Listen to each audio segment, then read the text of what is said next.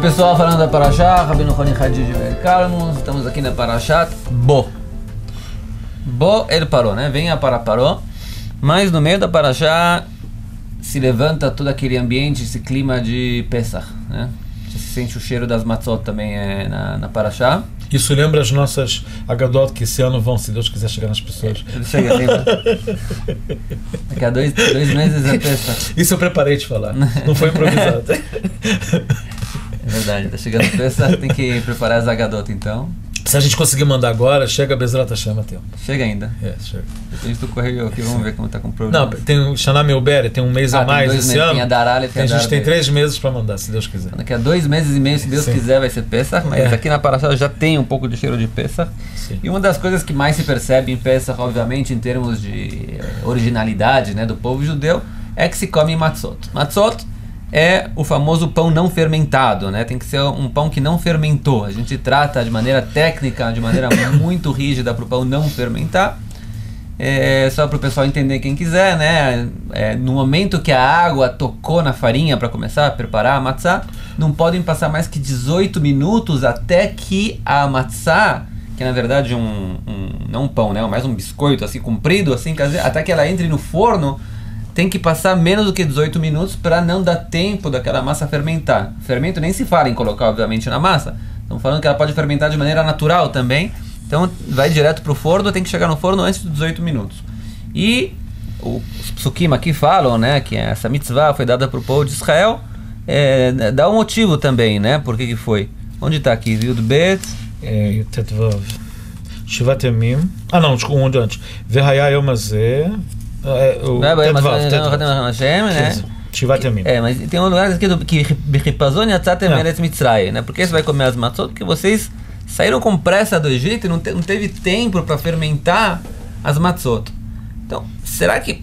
Tá bom, aconteceu que não teve tempo, né? Mas isso que não teve tempo transformou essa lei da matzot numa coisa tão severa, tão rígida, até o ponto, né, que uma pessoa que come hametz, come pão no Pesach, um judeu, obviamente, a transgressão da lei é a mais severa que tem, que é karet, né, que é o nível mais alto, na verdade, de pecado, né? Seria um pecado a nível de, sei lá comer uma coisa não kasher, coisas bem pesadas. Sim. Mais do que comer uma coisa não kasher, perdão, né? Coisa não profanar o sábado. Profanar o sábado. E a pergunta é, por que essa matzá, né, inclusive as pessoas ficam, não sei se falar neuróticas, mas, né, a procura do hametz fica uma coisa loucura, né? O pessoal aqui em Israel começa como se fala, a arranhar com a unha, assim, fazer o chão para ver se não tem nada, nenhum pedacinho de pão que ficou durante a semana, microscópico. Por que esse respeito tão grande para cuidar das matzot, para não comer hametz, para não comer pão fermentado no Pesach? Então uma das pistas que a gente tem é que na abertura da cerimônia do Seder, da noite do Seder, a gente aponta para as matzot e chama ela de Al-Ahmania. A gente fala em aramaico que esse é o pão pobre que os nossos antepassados comeram no Egito. E é sabido que os nossos sábios falam, eu também li, como sempre, no comentário da Torá do Rabino Simpson Rafael Hirsch, que a matzá é o pão da escravidão. Ao contrário do pão normal que a gente conhece, que a gente come todo dia hoje em dia, que é o pão fermentado, que é o pão da redenção. É o pão das pessoas que são livres. É o pão da liberdade. Então, do lado a gente tem o pão da escravidão e outro é o pão da liberdade. O pão da escravidão, a gente pode até entender que o escravo não tem tempo de ficar esperando para o pão fermentar, ele faz um biscoitinho, bonito, coloca no forno, sai. A coisa que saiu, e você leva, ao ponto que quando saiu o povo do Egito, dizem que eles levaram a massa no pescoço. Você carregava a massa, era colocada assim, como se fosse comprida, e eles levaram ela assim, carregando sobre eles a massa do pão. Isso, na verdade, tem quem estuda a história da gastronomia dizem que assim também o macarrão começou no caminho da seda, da China até... A gente sabe que a Itália, o macarrão é uma coisa posterior, né? Mas começou na China. E quem andava no caminho da marcha da seda botava pedaços como se fosse de massa, como se fosse colares sobre ele. Isso é muito parecido, talvez, como o povo judeu. A gente nem imagina uma coisa dessa, mas saíram assim. Então, o pão é o pão da escravidão que você não tinha tempo de fazer nenhum. É o pão da pobreza, se chama. Pão da pobreza. Inclusive no Seder de Pesach a gente levanta a matzot e fala Alachmaniana. Esse é o pão da pobreza. Esse é o pão da pobreza. Nós comemos no Egito. Agora, o que o Rabino Simson Ravel Hirsch levanta é o seguinte: se esse é o pão da escravidão, esse é o pão da liberdade, o pão normal, a gente tem que comemorar sobre o pão da liberdade. Você está colocando, na verdade, que por um lado ele representa a pobreza, por outro lado, como ele representa que a gente teve que sair rápido, não teve tempo de se preparar, representa a liberdade também. Então é um antagonismo, não é uma contradição. Tem antagonismo. Por um lado, elas têm que resolver se é o pão que representa a libertação do povo judeu ou é o pão que representa a escravidão. Você pode dizer isso e pode falar mais ainda, que o Rabino Rich fala, por que a gente usa ele no Seder de Pesach e não usa o pão que é totalmente da liberdade, que é o pão com hametz. O pão com hametz, a gente é livre hoje em dia, vamos comer o pão com hametz, que ele representa a liberdade. Rico, né? Como é que a gente come? A gente está, a festa da liberdade, a gente está usando o pão que, a princípio, ele é o pão dos escravos. Qual é a história da Torá? Então, a explicação dele é muito interessante, que a gente pode desenvolver. Que a gente tem que entender que a redenção do Egito, isso todos nós que comemoramos o Pesach sabemos, que a saída do Egito foi totalmente passiva. A Mitzrayim não fez nada quando de Mitzrayim. Quem fez toda a guerra, quem abriu o mar, quem fez tudo, foi Kadosh Hu fala, Ani velo malach, ani velo shaliach. Não teve participação nenhuma de Am Israel. A gente estava totalmente dependente de Kadosh Baruch Hu quando saiu do Egito. Passivos totais. E isso o Rashar Hirsch, o Rabino Hirsch, quer dizer que isso denota a nossa dependência, a nossa shiabud para Kadosh Baruch Hu. Em outras palavras, a nossa, como se fala shiabud? O nosso subjugamento? O nosso subjugamento, algo assim, em relação a Deus. Por quê? Porque isso quer dizer que toda essa nossa liberdade, nós não somos um povo que é soberano, que a gente está comemorando a nossa soberania, porque a gente saiu por nossa força do Egito. A gente tem a soberania, o povo de Israel tem a soberania, tem a independência, toda porque Deus tirou você do Egito. Então toda a nossa liberdade está ligada a isso, que Ele tirou você do Egito. Por que Ele tirou você do Egito? Liot lechal Elohim, para ser o teu Deus. Quer dizer, toda a saída do Egito, ela é direcionada para uma finalidade, que é que vocês eram escravos do Paró, agora vocês são, de certa maneira, escravos meus. Quer dizer, não acha que você está comemorando a liberdade, em outras palavras, vamos falar em carioquês. Você está comemorando a liberdade na noite do Pesach, não é igual a dependência do Brasil dos Estados Unidos, que a gente fez não sei o quê, ou um povo que ele comemora a independência, a soberania dele, que a gente lutou, a gente fez não sei o quê, e hoje a gente está assim. Não. O povo judeu comemora a liberdade porque Deus resolveu tirar eles do Egito e eles são hoje em dia subjugados a Deus. A nossa liberdade está ligada a isso. Então, para que a gente come o pão da pobreza, o pão da escravidão? Para lembrar que a gente estava nessa situação e que Deus tirou a gente. E toda essa liberdade que a gente tem hoje em dia, ela está totalmente dependendo que a gente entender que a gente saiu para fazer a Avodat Hashem, para servir a Kadosh Baruch Hu, para servir a Deus. Isso é a maneira assim que mais a gente pode entender hoje em dia. Só para falar um pouco mais, você está muito calado e eu estou falando direto, então eu vou aproveitar. Não, na verdade, o que tem que colocar em ponto aqui agora, na verdade, então, o que a gente lucrou, então, né? Se a gente era escravos e continuou escravos, qual a grande festa? Qual a grande festa? Então, isso pode responder de muitas maneiras.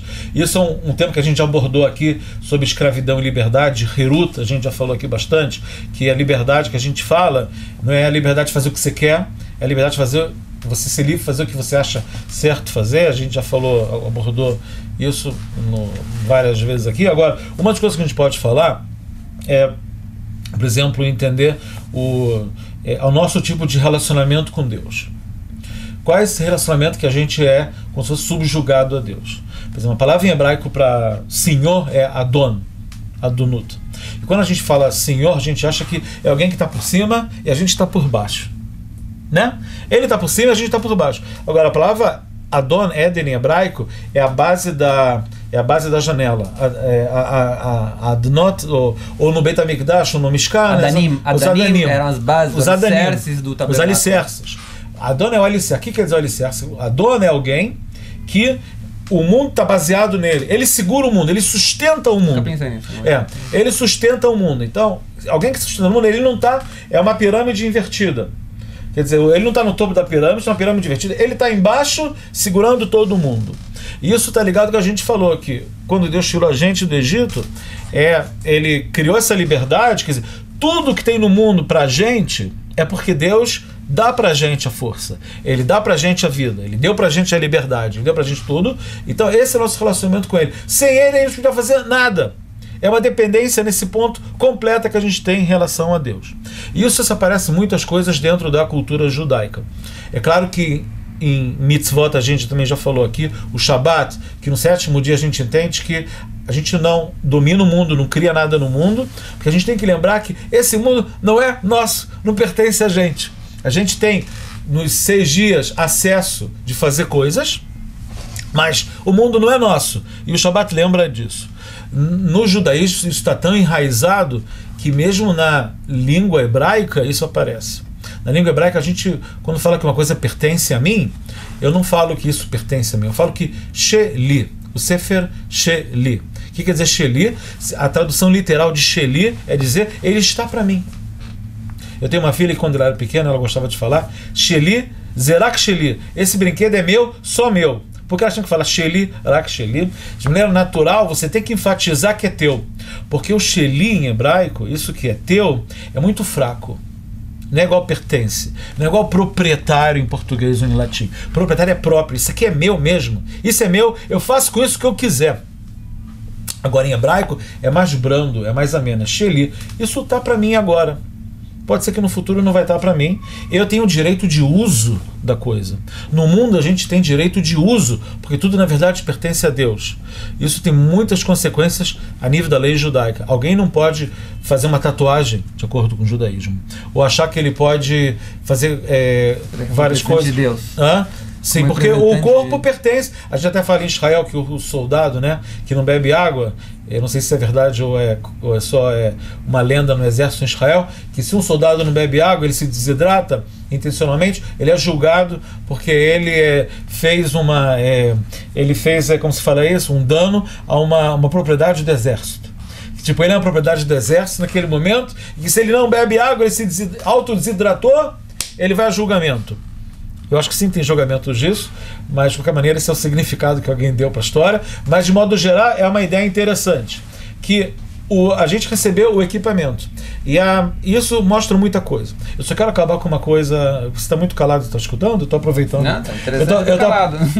Eu estou aproveitando bastante para falar, então eu vou só jogar mais um assunto que na verdade é uma coisa muito complexa que está ligado. Hoje em dia a gente costuma dizer, e assim vão olhar também a nossa época, que é a época da sociedade de consumo. Né? A gente vive na sociedade de consumo. O que é a sociedade de consumo? Que você tem acesso a vários bens de consumo para consumir eles, né? De maneira muito simples, e a felicidade da pessoa é poder ir no shopping, passar o cartão de crédito dele e comprar o que ele quer. Isso é o ápice da realização da pessoa. Né? Que ele pode ter os bens de consumo. Mas isso tudo que a gente falou até agora mostra que os bens não são para consumo. Os bens são para uso. São para uso. Isso, se Deus quiser, a nossa sociedade ainda tem que evoluir. A gente acredita que numa sociedade mais evoluída, talvez no final da era messiânica, as pessoas também vão entender isso mais, que as coisas que tem no mundo, elas são de Deus. E Ele está outorgando, dando a gente o direito de uso. Quando a gente aprender a usar as coisas do mundo de maneira correta, isso vai acarretar a felicidade verdadeira, não o consumo em si. Isso está ligado até, agora eu vou encher de coisas aqui, aproveitando que o Rabino Calma está calado me olhando. Isso está ligado também a toda a história do capitalismo e do socialismo, que o judaísmo, de maneira como ele se organiza, ele parece muito parecido com o capitalismo. Mas dizem que o espírito dele é socialista. Né, que a gente quer sim cooperação entre as pessoas e tudo. Como isso tem a ver com o que a gente está falando? Que uma das coisas do socialismo sempre uma das questões ou reclamações do socialismo contra o capitalismo foi a questão do direito do bem. O direito do bem, o direito de capital, o direito de posse no capitalismo é muito forte. E o socialismo lutou de maneira muito forte contra isso. Então vem aqui o judaísmo e fala, não, peraí, existe o direito de propriedade, mas ele é limitado. Ele é limitado. Não é que você pode fazer o que você quer com as coisas. Você tem direito do uso delas. Inclusive, todas as leis do dízimo vêm ensinar isso pra gente, né? Você tem o seu pão, Mas saiba que uma parte do seu pão pertence ao sacerdote, uma pertence parte do seu mesmo. pão pertence ao Levi, uma Foi parte dada do seu pão você, pertence aos pobres. Exatamente, foi dada a você com a intenção de você saber que dentro dele você tem que dar também aquilo. Você não está tirando do teu domínio. O teu domínio é muito relativo em relação a isso. Então esse é o Sheli do hebraico. Ele está para mim. Ele está para mim agora, mas não é que o shayar, a gente não usa shayar, que é ele está na minha posse. Em hebraico, no coloquial, a gente fala zesheli, isso está para você agora. Por isso a pessoa que falou, né? Eu sou dono do meu corpo, eu faço o que eu quiser, eu sou dono que... Não, você não é dono de nada. Isso é uma visão não judaica. Direito de uso do seu corpo que Deus te otorgou. Isso, exatamente. E assim também é a maçã. E a fé? Que a gente tenha a inteligência para usar os nossos pertences de maneira correta, então. Se Deus e só lembrando também que em hebraico, né, a palavra herut, costuma se falar muito, né? Herut, que é liberdade, e harut, que é gravar. Gravado, né? Que na verdade são duas palavras assim, opostas, né? Uma coisa gravada representa o oposto de uma liberdade, está gravado, né? Você não pode... E mesmo assim no judaísmo está escrito que as tábuas estavam gravadas na tábua e os mandamentos gravados. Os mandamentos estavam gravados nas tábuas da lei, dos 10 mandamentos, e os nossos sábios falam, não leia que está gravado, e sim que está libertado, porque uma pessoa que estuda a Torá está livre. Uma pessoa que não estuda a Torá, ela está completamente subjugada não a Deus, e sim aos seus instintos, ao paraó, que representa os instintos maus da pessoa. Sim. E não subjugado à essência da sua alma, que tem a sua essência em Deus. No final das contas, o homem é uma imagem de Deus, e a liberdade dele é conseguir se conectar com o centro dele, de onde ele vem, né? O ponto inicial dele, que é o próprio Deus. Para vocês todos, um Shabbat Shalom. Shabbat Shalom.